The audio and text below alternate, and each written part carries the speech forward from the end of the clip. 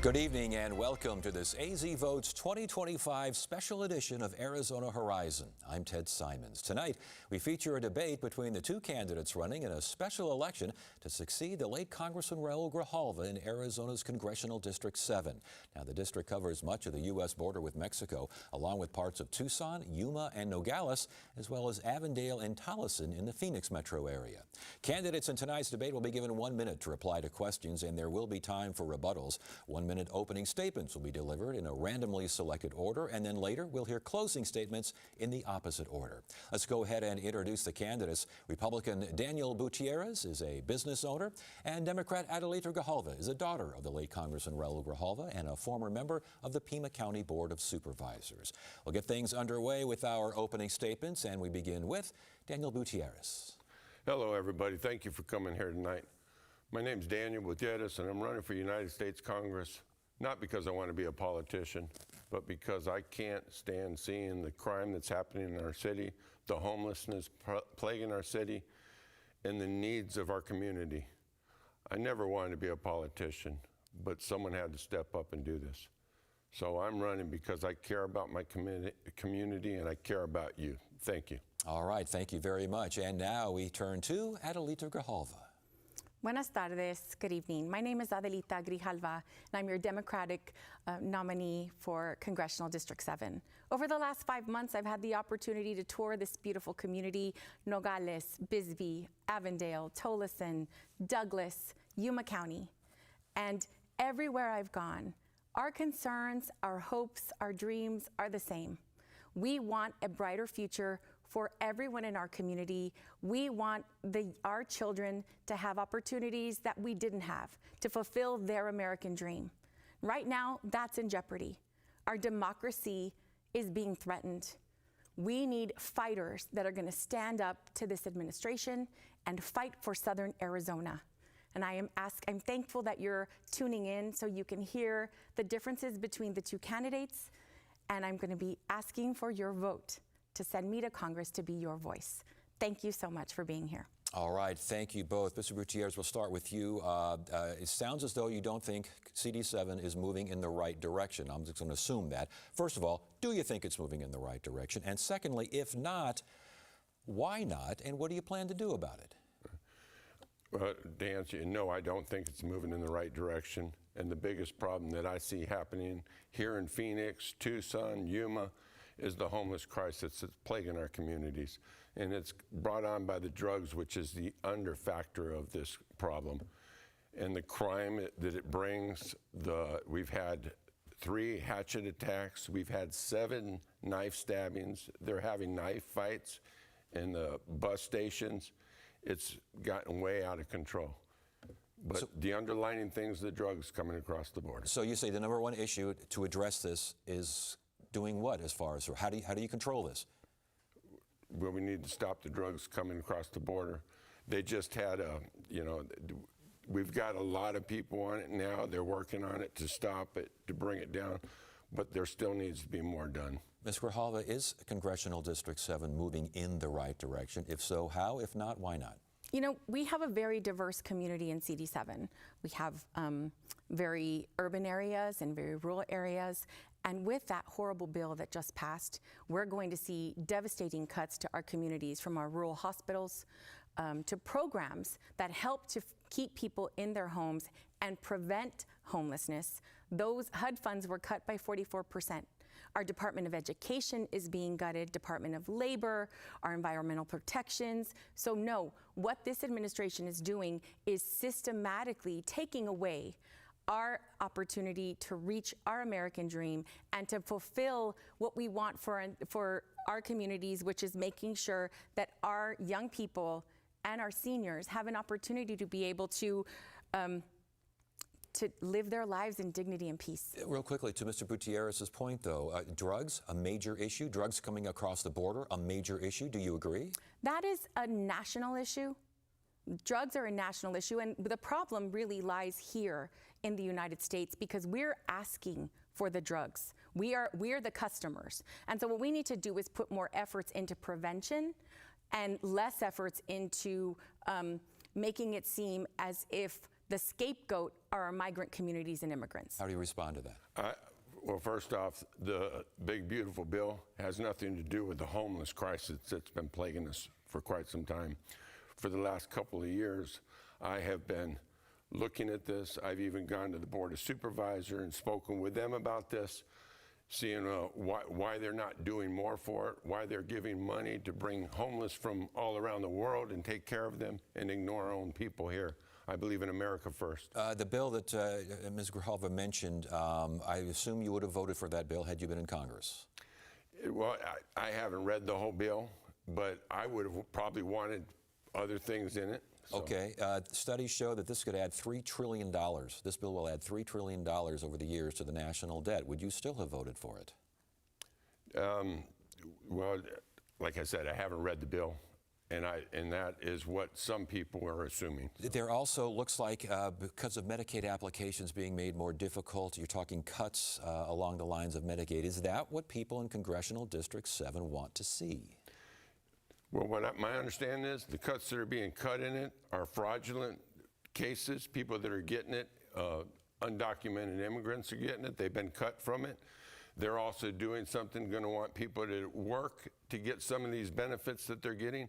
And yes, I'm for that, but I will go in, if I'm put in Washington, I will go in and fight for Medicaid. If someone that deserves it isn't getting it, I will fight for them. Respond, please. Well, who's going to be the judge of who deserves it? We have a system in place, and that bill is going to cut 383,000 Arizonans off of Medicaid. And of those, 142,000 are children. How does it help us improve our communities if hundreds of thousands of people are cut off of their health insurance? And when we're talking about the bill and homelessness, when you're looking at the federal programs that help to keep people in their homes, and HUD specifically, housing and urban development being cut 44%, we're absolutely going to be contributing to the cost. And then Mr. Gutierrez is conflating two issues. One is the federal asylum seeker program, and the other is dealing with our local crisis of unhoused people. Please. Okay, well, on her response to that, about the asylum seekers, many of those asylum seekers didn't come in the legal way, and we're running to be makers of the law, not breakers of the law.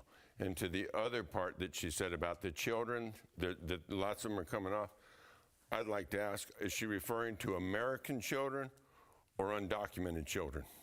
He asked. But absolutely American children. And the frustration for me is, does it matter what the status of a child is if what we're trying to do is grow our community? This United States is built on immigrant labor. It just historically is. So when we're looking at the opportunity to uplift generations, many of them born here or brought here as children, why wouldn't we want to support them and make sure that they have access to be able to contribute to our society? And when you're looking at a legal way, comprehensive immigration reform is critical, but what you're talking about specifically is the asylum seeker process, which was a legal process that people went through, claimed the asylum, and were brought into this country. There's documentation. That's why you have Border Patrol and ICE being able to go to people and get them in court, stand outside of different locations where they're going to check in for their legal process. I think that there's a process and due process here that's not happening. And I want to get more into immigration here in a second. But again, the question is, if this latest bill, the Trump spending and budget bill, if that cuts services for those who are homeless, for those who are addicted to drugs and these sorts of things, why is that a good thing if that drug abuse and that homelessness is a major problem in Congressional District 7? Well, I can tell you right now, if I'm sent to Washington, I'm going to hold Trump to the fire, because he just came out and he told the entire country that he would spend whatever it took to get our homeless off the streets. And I would be in there to talk to him with my plan to get the homeless off in a compassionate way. And one last point on this as well, referring to what Mr. Gutierrez said to a point. Are there too many able-bodied people receiving Medicaid when they should not be receiving that assistance? There is a process in order to obtain Medicaid and services and health services through the system that's currently in place. There are many factors as to why someone is on that program. And there are also already safeguards for people to work. So this idea that this program is fraught with fraud is completely inaccurate. And when Trump talks about this desire to spend anything it takes to address homelessness, he's talking about Washington and what he has to deal with within his realm, because what he's doing is taking DEA agents and people that are supposed to be supporting Southern Arizona and moving them to Washington to take care of Washington's problem, which coincidentally didn't ask for the help of National Guard. Regarding immigration, back to immigration here, what do you think, again, the constituents of Congressional District 7 will decide this election. What do you think they want to see regarding immigration and immigration control, enforcement, but also the compassionate nature of dealing with those who are immigrants? What do you think the residents there want to see? They want to see immigration reform, and I mean, so do I. Many of us, like my opponent and I, we've lived here our whole lives. Our families have lived here. Within that, we've dealt with this with our own families. So I'm not, I am understanding with it, but we are lawmakers, not lawbreakers. We need to change the law. Okay, how should we change the law? What should be the new law? Well, you'd have to sit down and go through it. I've been talking to immigration attorneys, and let me tell you, it's a lot more complicated than I ever thought it was. We've got families that are created. You've got children born to people that their one parent belongs here, another parent doesn't. And I don't believe in sending the whole family out of here. And I believe Trump's changed his mind in that, because he's not having any workers deported or anybody that works in the fields or construction. Ms. Grijalva, there's been a significant drop in apprehensions at the border. Is that a good thing for Congressional District 7? I think that having a due process and comprehensive immigration reform is critical. We have people that have been in this country for 20 years and still don't have a pathway to citizenship. We have DACA recipients that are now being threatened with deportation because they were under protected status and now they're not. The rules with this administration continue to change, which is why we have to codify comprehensive immigration reform into law so people know what the rules are and what the processes are. And no, I don't believe that border crossings and crime are at an all-time high. If you look at the communities where the ports of entry are, they're some of the safest communities in CD7 and in the nation. So I ask you as well, you're calling for immigration reform. What needs to be reformed? What would you call for? Well, the whole process. I mean, we don't have enough capacity in our legal system. We don't have enough attorneys to be able to help people through a process. Right now, there is no due process. We have 3-year-olds representing themselves in immigration court. I mean, this system is incredibly broken. And absent leadership from Congress, what we're going to see is continued intervention and lies being thrown about through our executive. Trump. Please. Yeah, I want to respond to that. Okay, she said they don't have due process in here. Well, they didn't use any due process when they came in here. They were just brought in here. Millions and millions were brought in here. It wasn't Trump that brought them in. He's not changing the rules. What Trump's doing is enforcing the laws. And because there are so many here, he's been lenient on some of the people that are here under the breaking the law, but he's enforcing the law, not changing the rules. When you are deporting veterans, you're deporting DACA recipients, you're dismissing cases and then catching them when they're coming out of the courthouse. You're going to Home Depot and taking people who are working and contributing to our society, into our tax base. That's the wrong direction for CD7 and for this nation. Sticking with you, Ms. Grijalva, your father was strong progressive, vocal progressive. Is that what the voters in Congressional District 7 want to see now, or do they want to see a different approach? Based on what they've been telling me and based on who turned out to vote, this community wants a progressive, unapologetic voice for Southern Arizona. We are a very diverse community. We have rural and urban areas. The 3 ports of entry with Mexico are here in CD7. We understand the needs of our community better than somebody making decisions in Washington. So what I would be advocating for is consult locally about what the big issues are. Ms. Gutierrez, you're running in a heavily Democratic district that has been represented for quite a while by a very vocal and progressive representative. Is that what the district wants? And if that's what it wants, how are you going to get elected? Well, I've been out speaking to the community too, and I've actually spoken to some reporters. First off, I'm not running to represent the Republicans or the Democrats. I'm running to represent CD7. So I will listen to everybody within my district. But what I'm hearing from even reporters is that people are ready for change, period. They don't care if they're voting for a Democrat or a Republican. They just want to go in a different direction. Okay, they want change. What kind of change? None of them have told me. They just said they want something different. They don't. Well, I can tell you this: CD7. I was born in CD7. I was raised in CD7. CD7's never changed, and I got that in San Luis. I've got that in here in Tucson, South Tucson. It's always been the same. Everything grows around it, but nothing grows within the community. Ms. Grijalva, your father was very much an environmentalist and was very much against lots of mining operations and planned operations, including what's going on, I guess, in the Patagonia and Santa Rita Mountains, 2 projects there. It can be argued that mining projects support good jobs, good union jobs, that they're good for the economy. Is that a valid argument, and how do you feel about mining in your district? You know, part of the problem is that there was not really consultation with sovereign nations, with the community. And so there are a lot of promises made by these foreign mining companies of the number of jobs that they're going to be offered. But when you get down to the brass tacks and the nuts and bolts of who's actually hired, many times they're bringing in people from the outside. And when you look at the environmental devastation that mining has left in our community with, you know, specifically, since you brought up Patagonia, the South 32 Hermosa Mine project, that project is estimated to use 6.5 million gallons of water a day.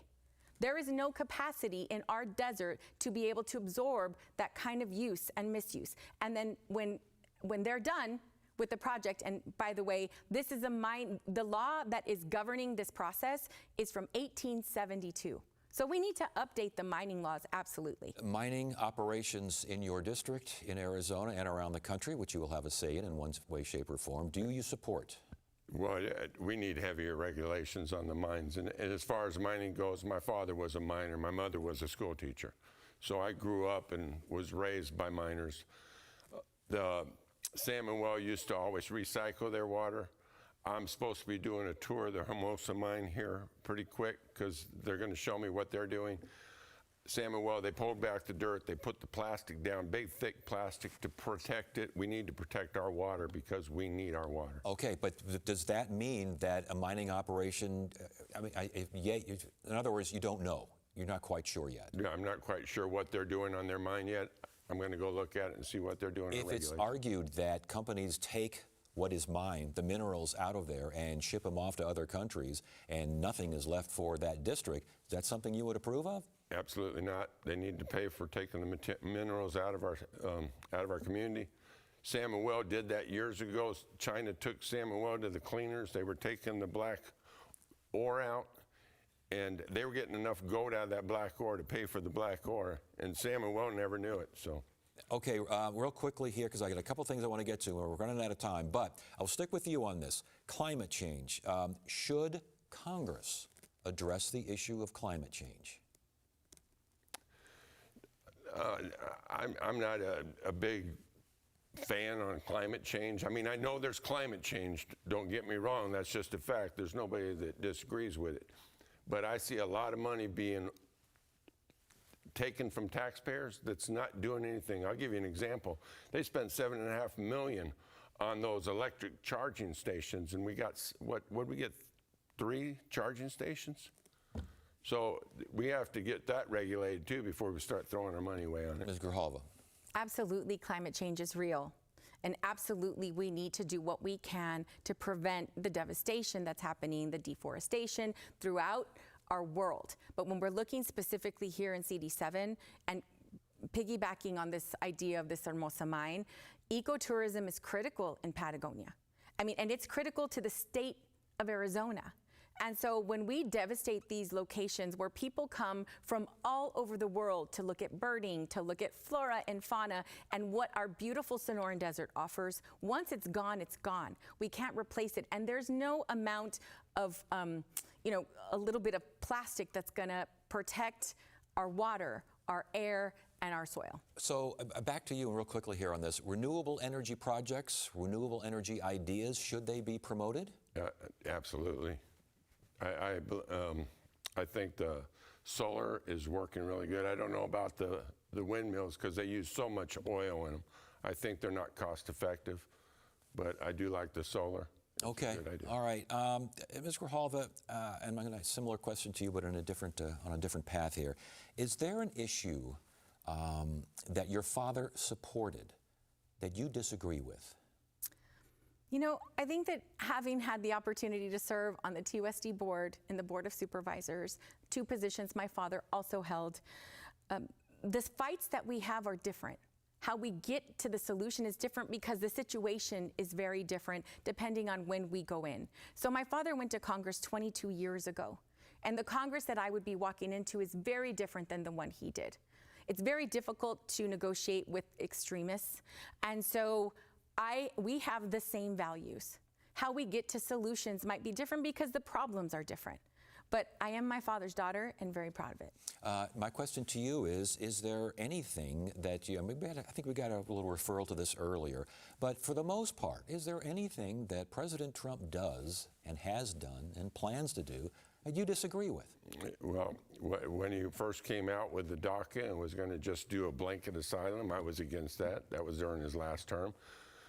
And this is why I say I need to have a better understand things. I can't just make an opinion on something that I haven't read and looked into. But now that I've spoken with attorneys, immigration attorneys, I understand the logic between that, but the Democrats weren't willing to stop chain migration. But the question is, I think what voters in CD7 want to know is, are you going to be a rubber stamp for President Trump? No. If there's something going to happen that's bad for Arizona, I'm going to stand up against it. Is there too much rubber stamping going on right now?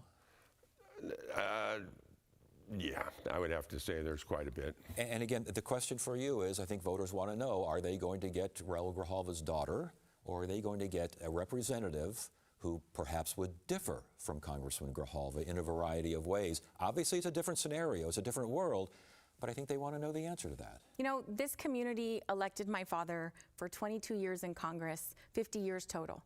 They want an unapologetic progressive, and I am an unapologetic progressive. I will always stand up for Southern Arizona. I will always defend and be the voice for Southern Arizona. So when I go to Congress, just like my father did, you don't remember who sent you there. You're an advocate for this community and the values and roots that are here. Congress isn't going to change me, and it didn't change my father. All right, candidates, we are out of time. I would like to have more with you, but a great conversation. Good to have you here. Thank you so much. Time for closing statements now, and going in reverse order of our opening statements, we begin with Daniel Gutierrez. Actually, I think we begin with, Adelita Grijalva, so. Please. Mm-hmm. Thank you so much for your time and attention. As you can see from this conversation, the candidates that are on the stage are very different in what the policies and what they're going to advocate for. I'm always going to remember who I am fighting for. That is a lesson that my father taught me well. I'm going to speak to the values, to the hopes, the struggles, and the successes of CD7. When you send me to Congress, I am going to fight for you. And I'm never going to forget who sent me there. I'm a mom of 3 children. I want to protect our democracy for future generations, just like you do.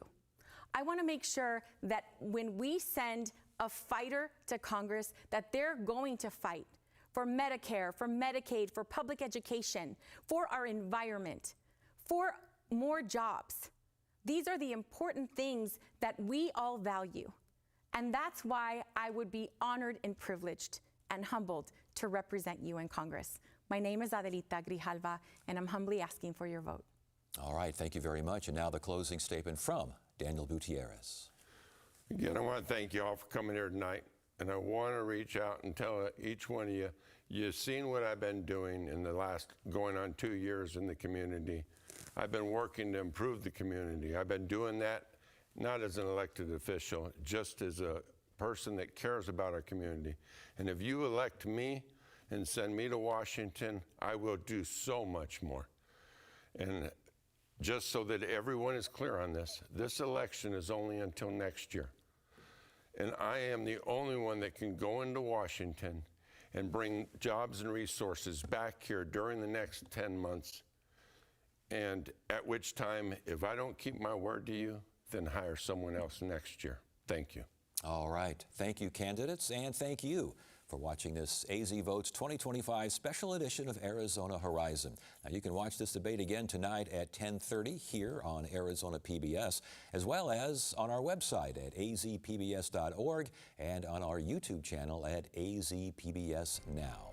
That is it for now. I'm Ted Simons. Thanks again for joining us. You have a great evening.